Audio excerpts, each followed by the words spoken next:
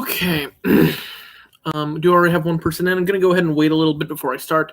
This is going to be a little bit of a unique episode, and I'll talk about that once we get formally into it. Just going to give people... Going to go ahead and start. So, hello, ladies and gentlemen of Vanderbilt and the entire YouTube world. Welcome to Terrier Talk Season 2, Episode 34. So, a lot of things to talk about here. First off, the biggest thing when it comes to Terrier Talk itself is the announcement that came out from the LHSAA this week that all the spring sports have been officially canceled from resuming competition at any point in time this school year. There are a lot of student ramifications for this, of course, but for the show, that means I'm not going to have the chance to talk about that at all, unfortunately, for the rest of the year. No baseball, no softball, no track, no bowling, no tennis, nothing. And that's really unfortunate for a lot of people. I talked about it a lot last week. Obviously, it's not a surprise that it happened. We were expecting it. That had, this was their last year or whatever their situation was, and I hope they can find as much success no matter what ended up happening from here. So with that, it leaves the rest of this series, I guess, in an interesting situation. So obviously I'm going to talk about the draft, and I'll talk about my plans with that in a second, but it means there's no real specific obligation as to how long the show is going to resume.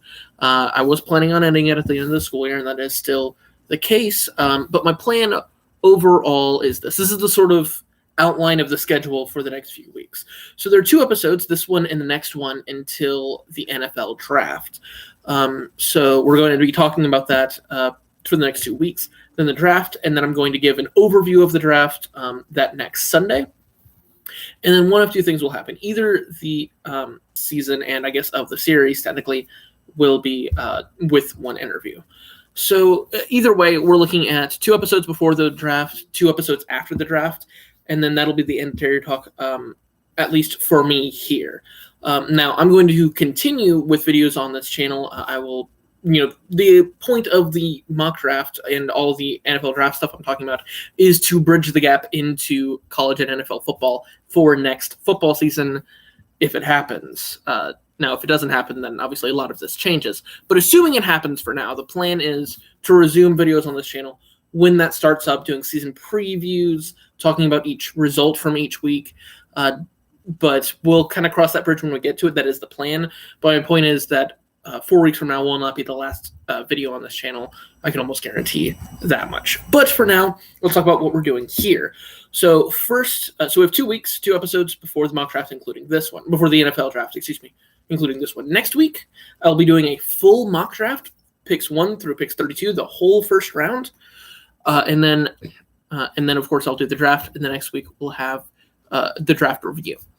But this week, I've talked a lot about the different prospects from LSU and from the top, people. The first week that I started doing this, which was the week of free agency, and we talked about all the big free agency trades, transactions, everything that happened there. But since then, we haven't talked about the teams and their specific needs. So that's what I'm going to do. I'm going to talk about every single team, where they pick in the draft, and what I think they should be doing with that pick. And that, keep in mind, is very different from next week with the mock draft, where I talk about what I think they will do with their picks. This week is what they should do. Next week is what they will do, or what I predict them to do. So, AFC East. It's an interesting division. I think now, finally, we're going to see the end of the New England Patriots' reign. But it's still kind of open, depending on how the different off seasons go, and specifically this draft. I think a lot of different teams, the Bills, Jets, and Dolphins all had very good off seasons, and I think all of them have a chance maybe to compete for a division this season. So we're going to start with the New England Patriots. So their number one need after the Tom Brady signing to Tampa Bay, of course, is quarterback. But the way they solve this at this point is not very obvious. And you have to keep in mind as well, they have to shore up other parts of that team. With Tom Brady last year, they had obvious problems. It was a complementary team with New England last year. It was a great defense, a great special teams. Now some flaws on the defense as well. They need to shore up the defensive line in the draft. But the offense had huge problems even with Tom Brady. Their offensive line is not good. They don't have a wide receiver core. They have a lot of problems, which means that 23rd overall pick that they have, it's not super obvious that they're just going to go get the best quarterback on the board, as much as it looks like they might have to. The free agent class is not good right now. You have a few options left. You have a few potential NFL, but you don't have that many great starting quarterbacks left. And I don't think someone great's going to fall to them in the draft. The only quarterback I can really see that could go in the first round that they could pick is Jordan Love. But Jordan Love might not fall to them. Jordan Love's stock has been steadily, gradually increasing over the past few weeks and months. He could go as high as the top 10, potentially. People are seeing him maybe even go ahead of Herbert. And secondly, Jordan Love is not the quarterback of the future, I don't think. I don't see him as a big franchise quarterback. I don't see him as a first-round pick. I don't think they should pick Jordan Love if he falls to 23. I think they have too many other needs. So that raises the question, what do they do? And I think he's going to be better than Jordan Love this year. And if they can't land one of the free agent quarterbacks, they might have to just do that. We don't know yet if Bill Belichick can trust Jarrett Stidham or not. I think we'll see over the next few weeks between the draft and the remaining part of free agency. But I think there's a chance, not a great chance, but a chance that Jarrett Stidham ends up being the starting quarterback this season for the at 23 wide receiver, offensive line, defensive line, the big three. So moving on to the Buffalo Bills, wide receiver John Brown, Cole Beasley, but no real number one big threats. And while I thought going into the draft that would be their obvious pick, instead they traded away their first round pick and instead are picking with are playing with Stephon Diggs. They traded for Stephon Diggs for that first round pick, and Stephon Diggs is going to be that number one wide receiver for them. He's a solid wide receiver talent, a solid wide receiver prospect, of course, and he can prove to be that number one wide receiver for them. So because of that, they don't have any other, huge needs. They have needs, of course. They probably will still get wide receivers, but this wide receiver class is so deep, they can get a starting wide receiver in the 4th, 5th round, a KJ Hill type, just depending on what ends up happening. But they don't have a first-round pick, but Stephon Diggs feels like a first-round pick well spent. So they have needs, like I said. I can see them going with a late-round running back, maybe a Clyde Edwards-Helaire type. Will end up just remains to see. But I think they're in a good spot for the future. The longer Josh Allen develops, the better that team will be. And I think they're in a really good spot to make some runs in these next few years. So moving on to the New York Jets, their biggest need was offensive line. They needed to protect Sam Darnold, but they solved that in free agency. So now their biggest need is wide receiver, now that they've lost Robbie Anderson. They're picking at 11, and I think that is a pick. Either way, I think they're in a really, really good spot if they get Lamb or Jeudy. And I think they'll be a good sleeper to potentially win this division this next season. And then finally, the Miami Dolphins. The Miami Dolphins, another team that, like I said, made great strides this offseason and look like they are in a very good spot for the future. They have 6 top 2 round picks, 5, 18, and 26 in round 1, and so many great free agent moves that I talked about before. And there are so many different ways they can go with these 3 picks. Now, I think with 5, it has to be Tua. They should get Tua Tagovailoa at 5. If they have to trade up for him, then fine. But they shouldn't have to trade up for him, and they should get him at 5. To me, period, no questions asked. It's the other 2 picks that are much more interesting, 18 and 26. They can go in a lot of different directions here. I think mostly with those 2 first-round picks, they need to be going offense because their offense was very weak last year. They had the worst offensive line in the nation first round. Maybe at 18, that is the best destination for an Austin Jackson, Ezra Cleveland, a Josh Jones, one of those offensive linemen. They're in a very good spot no matter what they do because they have so many holes. It's six top 2 round picks means no matter what they do, they'll be in a good spot after this offseason to potentially really improve in these next few years. I think that is definitely plausible for them. So moving on to the AFC North. So the Baltimore Ravens owned this division last season, and I think they will for the foreseeable future as long as Lamar Jackson can run. So moving on to the Baltimore Ravens, speaking of them, this seems going to be great as long as Lamar's shelf life is not 0 years. And it's an interesting situation for them. The 28th pick overall gives few options. Because this team has so few holes, they had the best record in the NFL last season, of course. They ended up falling to the Tennessee Titans. But this is a team that has so few problems, and the few problems they do have, say, wide receiver depth, they can fix later on in the draft. This is the best draft for wide receiver depth in the history of the NFL. There's no obvious place to go with 28. They can go maybe running back, probably not at 28, though. Maybe wide receiver, maybe secondary. I think they just go best player available at this point, just depending on how the draft falls. If the best player is a defensive back, then they go get a defensive back. If it's a corner, and if it's a linebacker, they go get a linebacker. It just depends on what their situation is. Maybe their biggest need is inside linebacker, and this is a terrible draft for that. Maybe they trade up to go get an inside linebacker. We'll have to see. But I think there's no obvious direction for the Ravens. But again, I think they will be fine. Moving on to the Pittsburgh Steelers, a team that arguably has a lot of holes. They have a solid offensive line.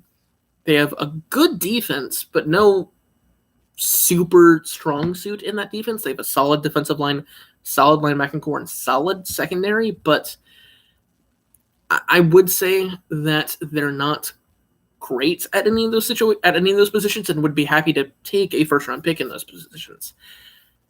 However, they don't have a first-round pick. I think they'll take it. Another team, many teams are going to take advantage of this wide receiver class in later rounds. They are one of them. Juju Smith-Schuster did not look like a number one wide receiver last season. They need to find someone else. But they have so many interesting. I find the Big Ben situation very interesting with them. I don't think it's as clean cut as he's going to return and be fine. He's 37.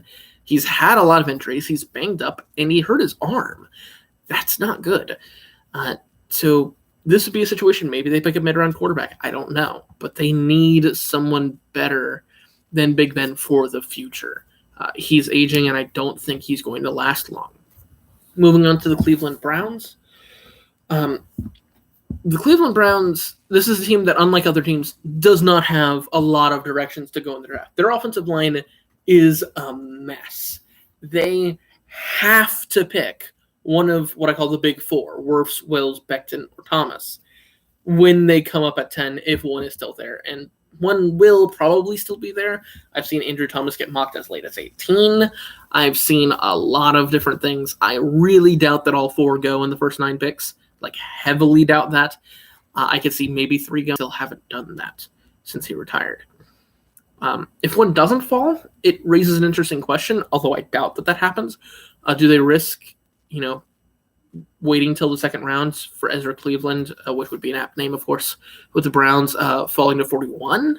Or do they go Austin Jackson instead at that point? I don't know, but either way, it has to be shored up this offseason. The offensive line is a mess. And outside of that, they just have to go offensive lineman. I think they will, and I think they will be able to get a very solid player at 10 from that position.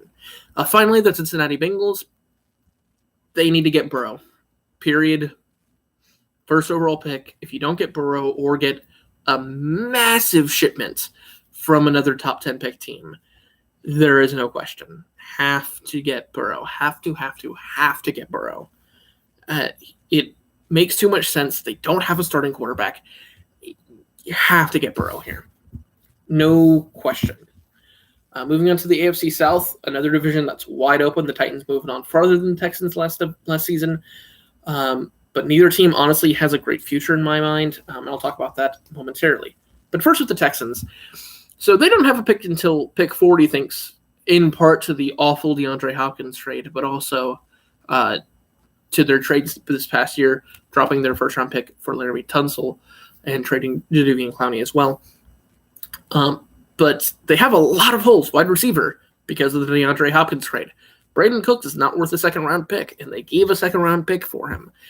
Offensive line, Laremy Tunsil is not enough to shore up that entire offensive line. They need linebackers. They need a secondary. Their secondary is awful for a team that won a playoff game.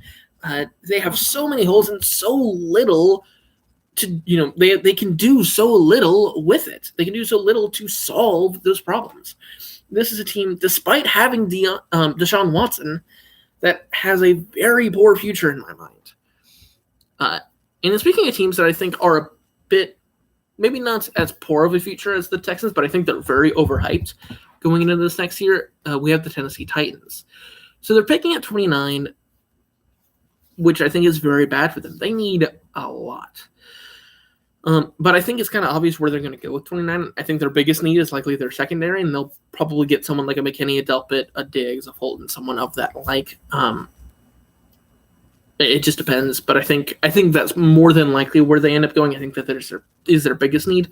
More than that, I think they overachieved last season, and now they're being punished in the draft because of it, similarly to the Green Bay Packers. Actually, I'll talk about that later. But picking at 29, I feel like isn't high enough for this roster. I still don't trust Tannehill. I still think that wide receiver core is a little bit young. I think it just depends. But I don't think they're a huge AFC contending team this next season, honestly. Moving on to the Indianapolis Colts. They don't have a first-round pick anymore, but they have a lot to show for it. More than the second-round pick the Texans have. They have DeForest Buckner, of course. DeForest Buckner is a great player, worth that first-round pick for sure. Still has many great years ahead of him. But they're another one of those teams that I think are going to get a bunch of pieces in later rounds to help them, and potentially, with Phillip Rivers, maybe give themselves a chance for a playoff run this next year. They have a not too difficult division, not great division, not a solid division, and I think they can go win it this year.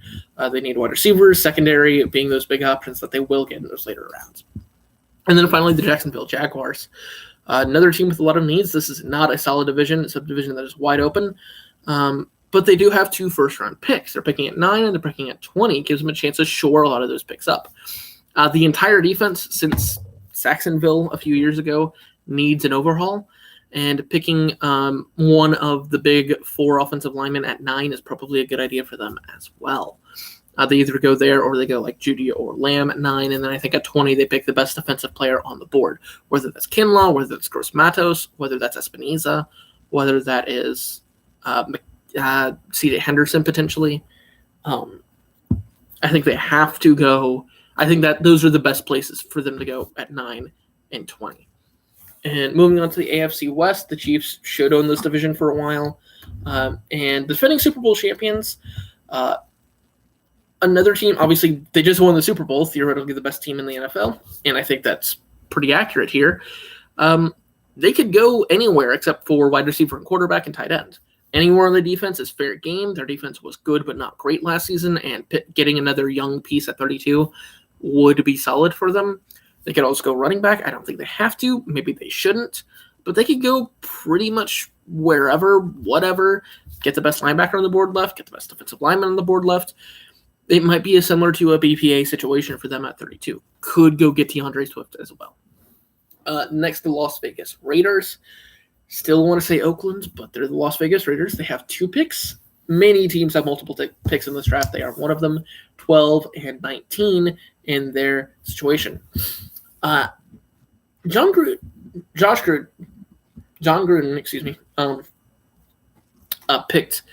had some great offensive picks, offensive players. He swung and hit on a lot of those picks last year with his draft. Josh Jacobs was the big one in the first round. But he needs to do that with the defense this next year in order to have success. They went 7-9. They had a good season. They had a decent season. They're improving. But if they want to make a playoff run, and it would be a wild card run because they're not beating the Chiefs in this division, they need to shore up that defense. I think Christian Fulton comes to mind at 19. They might trade down if they want to do that. They could also get the best defensive lineman on the board, again, an Espinoza, Gross Matos, Kinlaw sort of player. They would be in mind to replace Khalil Mack. It just depends. I think that is definitely possible. Another prime candidate for an offensive lineman as well if they do want to stay on the offense with that 19th pick. Again, another possibility for Josh Jones or maybe Ezra Cleveland or maybe Austin Jackson. So, then the Denver Broncos. They would love to get Henry Ruggs at 15. I've talked about this a few times. But now with the 49ers ahead of them, that's one more team ahead of them that really wants a wide receiver, needs a wide receiver desperately. He might not fall to 15 at this point.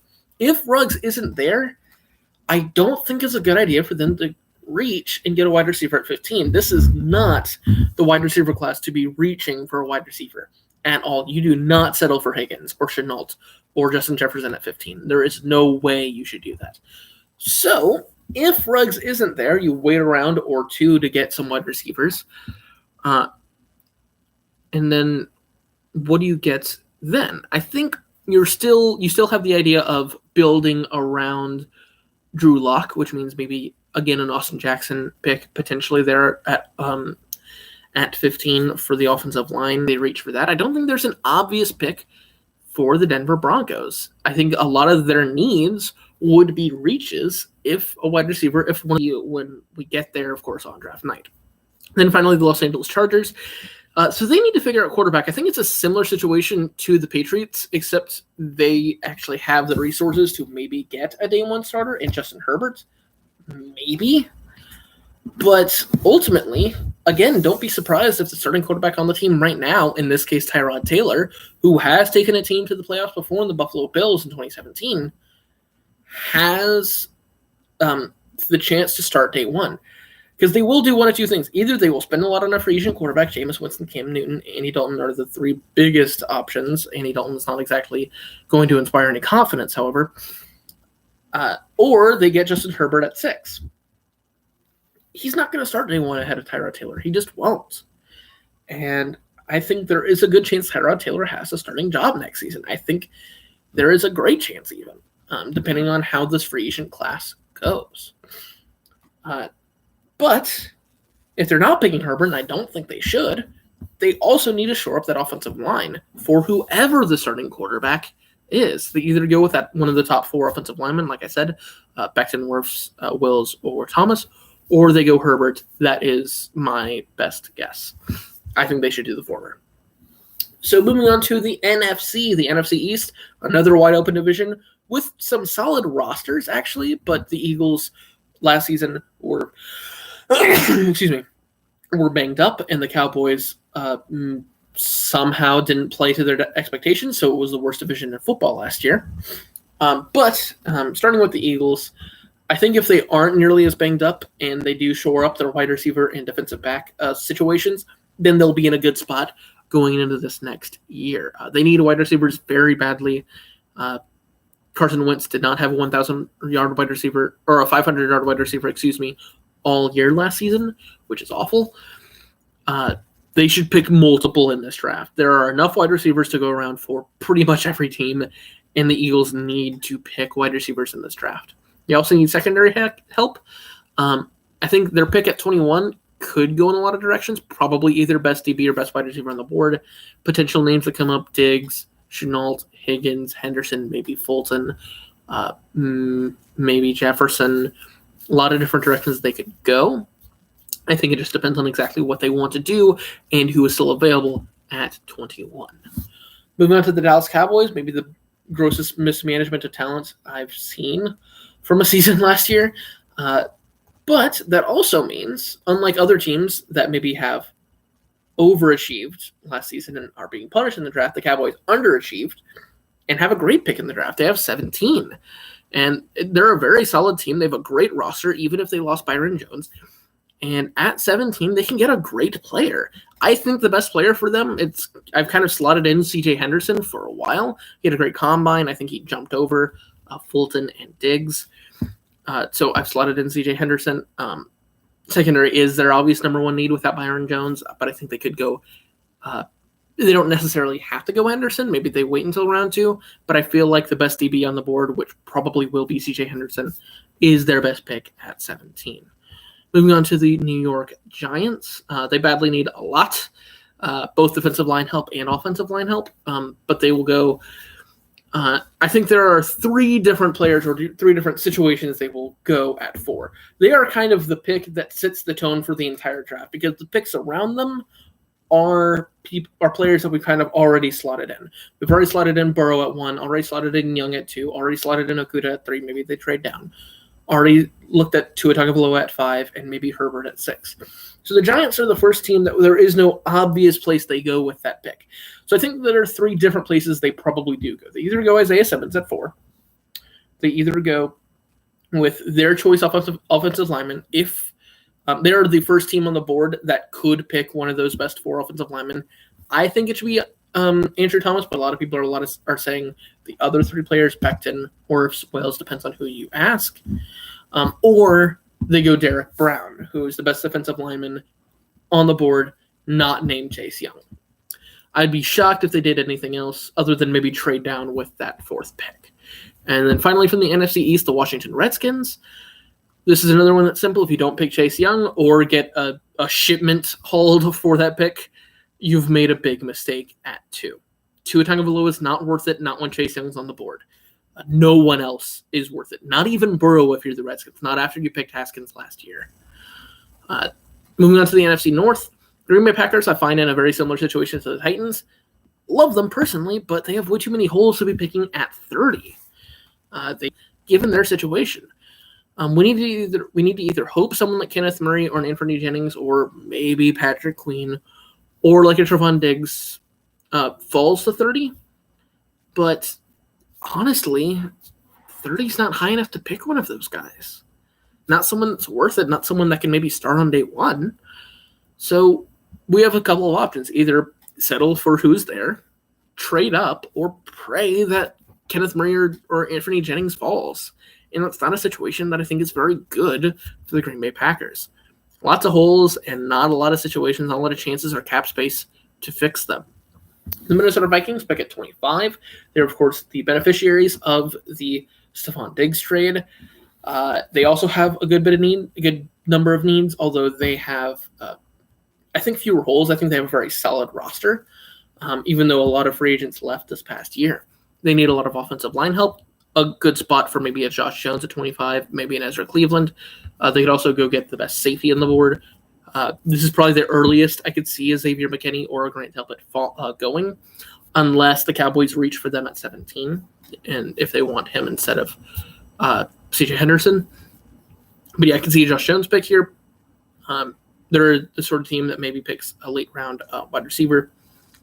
But the Vikings overall, no huge hole, but just a bunch of minor things that they need to fix. Then the Chicago Bears. The Chicago Bears do not have a first-round pick. But the thing is that of the teams that didn't make playoffs this season, they're one of the teams that I think has one of the brighter futures. The defense, a lot of people forgot from last year, the defense is still great. This Chicago Bears defense is solid. The reason they had worse numbers this past year is because the offense was completely inept. And the thing is, I don't think Nick Foles is a great franchise quarterback, but I think he's formidable in that role. And if he's just half as good as he was during the Super Bowl run or the run 2 years ago when Wentz was injured again, then I think he can get the offense to be efficient enough to play complementary football, good complementary football, with a great defense, and be able to maybe make the playoffs. I think that's definitely possible for the Bears, even without a first-round pick. So potential picks in those later rounds include wide receivers, include secondary help, include a linebacker potentially. I think they could do a lot of things with those later picks. Finally, the Detroit Lions, another team that kind of scares me as a Packers fan if they end up not getting injured. They had a lot of injuries last year, maybe the winner of the Injury Bowl, if you want to call it that. But they pick at number 3, and this is another team that I see as a definite trade-down option, trade-down partner potentially for some other teams. They pick at 3 and desperately need a cornerback. So Okudah seems like the natural pick here. I think it makes the most sense for Matt Patricia. And I think I could see them trading down because I think they could trade down to a 5 or maybe even as late as 7 and still get Okudah. I see Okudah as a late 5 to 10 pick instead of an early top 5 pick, but I think he is the best player for that team. Moving on to the NFC South, the New Orleans Saints. Another team, so Saints are interesting. They, of course, had the most intriguing quarterback situation this past year with Breeze and then Bridgewater and then Taysom Hill. Bridgewater left for Carolina. Taysom Hill is maybe the heir apparent to Drew Brees. Drew Brees has maybe one more year with the Saints. So there's a lot of turnover in New Orleans, but they still have needs outside of quarterback that they need to address and need to look at. They desperately need a cornerback, just like a few other teams. They need to replace the aging Janoris Jenkins. Seems like a good fit for Christian Fulton, of course, from LSU. But that's really the only bad need for them. Maybe go defensive lineman if someone falls like a Javon Kinlaw. But I feel like cornerback is definitely the best way for them to go, especially after the Emmanuel Sanders trade with that 24th pick. Then the Tampa Bay Buccaneers. So now they have Tom Brady. I think that's a Band-Aid at the quarterback position. It's not a fine. They could go secondary, maybe a trade down destination if that's the case. But I feel like their big needs are reaches. So there's no obvious pick here. They could trade down, or they will reach for someone more than likely. Then you have the Carolina Panthers. They're in a great spot in this draft. They're at 7. They have their quarterback at the future of Teddy Bridgewater. I think they're in a situation to pick up the best value after the QBs go off the board. Basically pick the best player that the Giants didn't pick. Maybe that's Isaiah Simmons. I think this is a great spot for Isaiah Simmons to go at 7. He's an amazing player, and I think the Panthers could use him very well. Matt Rule could use him very well. And he could, maybe not replace Luke Kuechly specifically in role, but in value after he retires. And I think the Panthers' future is also very bright. And then Derek Brown also seems like a very likely choice, maybe the most likely choice, maybe even more likely than Isaiah Simmons. But they could also go offensive linemen. I think there are a lot of options they could do, but no matter what they end up doing, they'll be in a fine position, be in a great spot.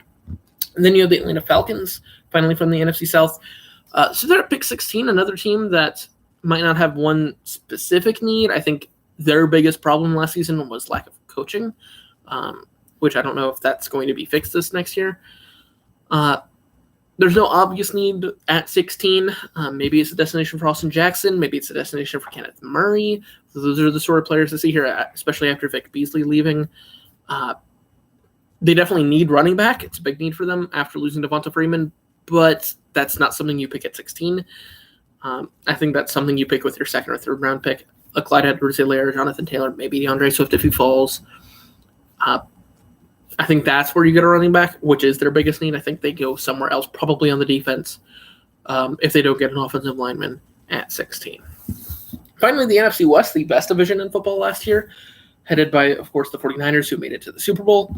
And this is a team that is terrifying because they have one of the best rosters in the NFL. They have a Super Bowl window for another half of a decade with Jimmy G on a not terrible contract and a bunch of great players, Richard Sherman, the best defensive line in football, at least it was last year. Even without DeForest Buckner, it's still top 3. Just one of the best teams from top to bottom. But they do have needs. They have a surprising number of needs, actually, at their different positions, specifically a wide receiver and secondary. And those two needs, I think, will get very well shored up within this draft. At 13, I think they go with the best wide receiver. Maybe if an offensive lineman falls, like Andrew Thomas or Mekhi Becton, or Wirfs or Wills, of course, maybe they go there. But I think the most likely pick is Henry Ruggs. If Lamb or Judy falls, I think you go there. But they probably go with the best offensive player on the board at 13. They go with the best defensive player on the board at 31. Probably a safety or cornerback. McKinney or Delpit seem like the most obvious picks to me. Next, the Seattle Seahawks. They pick at 27, and another team that maybe had a better chance to go far in the playoffs if they didn't have terrible injuries at the end of the season. Probably go defensive lineman here. Seems like the most likely pick, but honestly, anything seems reasonable at that point. Anywhere in the defense, maybe a landing spot for Ezra Cleveland, maybe a landing spot for Josh Jones if he falls to 27. A lot of potential picks for the defensive line or wherever from Seattle. Next, you have Los Angeles Rams. They're still kind of paying their debts from all the big trades, the superstar deals they had a few years ago. They had a window, and that window passed. It has closed at this point. So they have no first rounders, but I think in the later rounds, you could look to them to go defense a lot early on. And they're starting to see that defense fade away from those star-studded years, and they need those new stars. I think that is where they end up going with their later round picks. And then finally, the Arizona Cardinals, another team I think has a very bright future. very interesting, maybe a sleeper team, even though they're in the best division in football this next season. They pick at 8, have to get an offensive lineman there. But if you do that, get one of those big 4, then they're in a great spot to be solid next year. They have the wide receiver depth, of course, with DeAndre Hopkins now. They stole from the Houston Texans with that second-round pick for DeAndre Hopkins trade. They need to fix the defense, but I feel like that can happen in later rounds. I think they're solid. I think they have a very bright future with Kevin Murray, and I think they're going to be a very fun team to watch this next year. They're probably the most fun bad team to watch over this past year. So that is the last team. I hope you guys enjoyed the preview from each team. Next week, we'll have the mock draft, and then after that, I'll talk about the draft the week after that. But I hope you guys enjoyed. Hope to see you next week. Same time, same channel. I will see you